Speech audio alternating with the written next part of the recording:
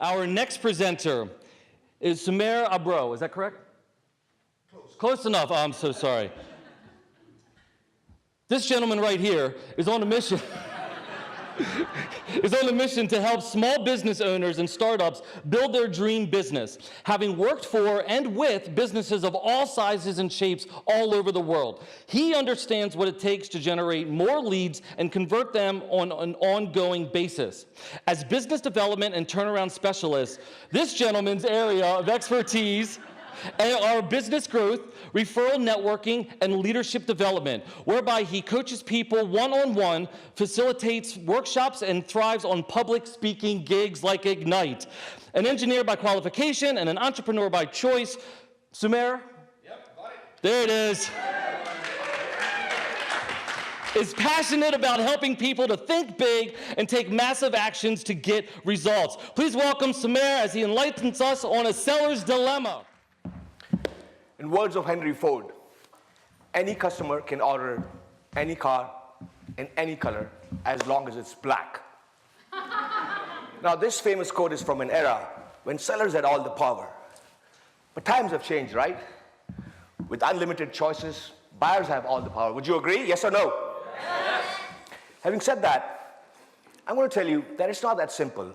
Now, I work with a lot of business owners, and they tell me that their customers, when they look at their offers and their competitors, they're confused because everything's pretty much the same, which results in them making decisions on prices and on value. So imagine this. How many parents in this room? Lots of this. Imagine this. You're looking for a daycare for your child. You start researching and you come across this first daycare. You know, looks fancy, professionally done, has their phone number. Here's another one, high quality, more than 40 years. Pretty soon you see a pattern.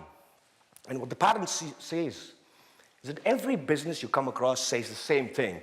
High quality, call us today, 40 years, family business. That's all great. But where is the differentiation? Where is the value in terms of setting yourself apart from the competition? And how do we fix this? Well, there is a better way. Two things. Number one, it's not just about focusing on now buyers. It's also about building your market dominating position. But how do we do that? And more importantly, is it possible for any business to do that? Absolutely. As long as a business owner, we are committed to work on the business and not just in the business. Building on this, let me share a few examples of some of the daycares. Isn't this amazing that this daycare has figured it out? That parents actually do care about what they feed their children. And that's the kind of examples I'm talking about in terms of how you can set yourself apart. Let's look at this one. This daycare has figured out that, your child wants attention. They just don't want to be treated as a number. What you'll see in, this daycare example and some of the other slides which, you will see, something very simple. Building a market dominating position is not just about catering a small segment, but it's about doing something that you are able to cover a large chunk of your target market. I can't think of any parent who would look at this and say, nah, this daycare is not for my child. What do you say, yes or no? Yes. Okay, finally awake.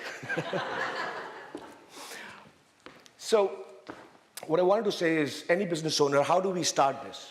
Two things. Number one, let's look at how people use their emotions.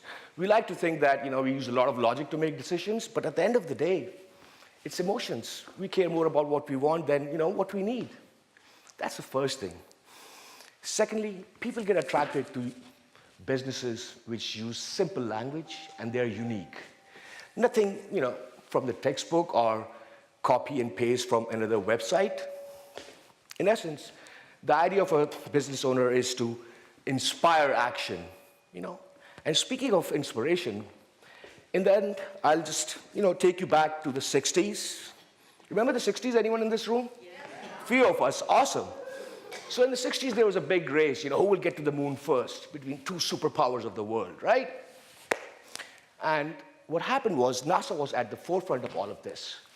JFK was the president. And he wanted to use something to inspire the nation.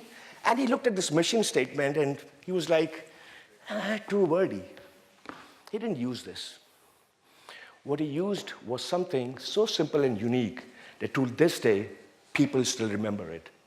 Does anyone remember what he did, what he said? Yeah, we'll put a man on the moon and return him safely by the end of the decade. Something that people still remember. And that's something which inspires everyone. So to finish it off, we as business owners, people, parents, children, human beings, we have the choice to raise the bar. Not only for us, for people around us. And if we do that, we'll be able to live our American dream. If not us, then who? If not now, then when? Thank you.